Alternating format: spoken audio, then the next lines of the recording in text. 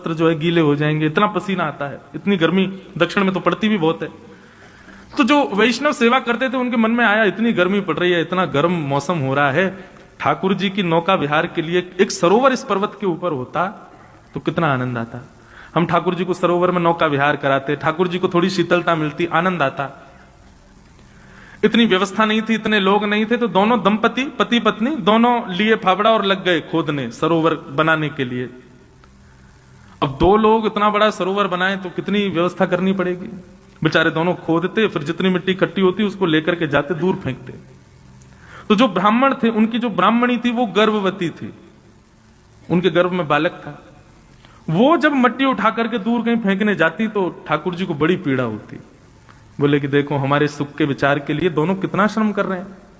वो गर्भवती माता है, उनके गर्भ में बालक है, फिर भी देखो वो कैसे लगी हैं, धूप ताप कुछ विचार नहीं करती, हमारी सेवा में तत्पर हैं।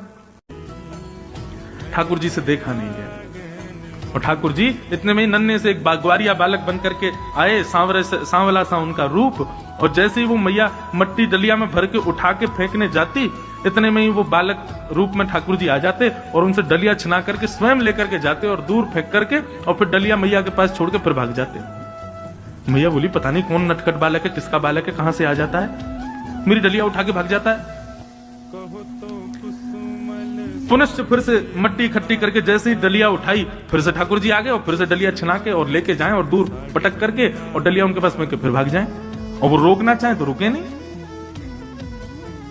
2-3 बार जब ठाकुर जी ने ये किया तो ब्राह्मणी ने जाके ब्राह्मण को दिखाया, बोले देखो आप मट्टी खोदते हैं, मैं भरती हूँ, जैसे ही मैं लेके जाती हूँ पता नहीं कहां से बालक आता है और वो पूरी डलिया लेके भाग जाता है और फेंक के और फिर कहीं अंतर ध्यान हो जाता है, कहीं चला जाता है, छुप जाता है, किसका बालक है यहाँ।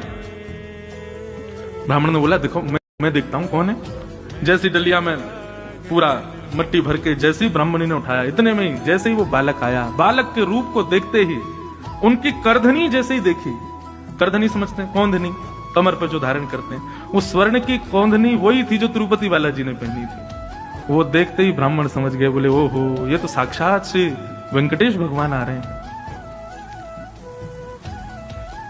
ठाकुर जी के पीछे भागे तो वो तो अंतर ध्यान हो गए, तो ब्राह्मण सीधे मंदिर में गए और मंदिर में जाकर के बोले आप क्या कर रहे हैं भगवान, आप इस प्रकार से श्रम क्यों कर रहे हैं, हम कर तो रहे हैं आपके लिए व्यवस्था, आप क्यों आ रहे हैं वहां पर। तिरुपति बालाजी प्रकट हो गए, प्रकट होकर बोले देखो तुम्हारी ब्राह्मणी गर्भवती है, उसके गर्भ में बालक है, वो इतना श्रम करती है, उसको पसीने आते हैं, इतना परिश्रम करती, मुझसे वो देखा नहीं जाता।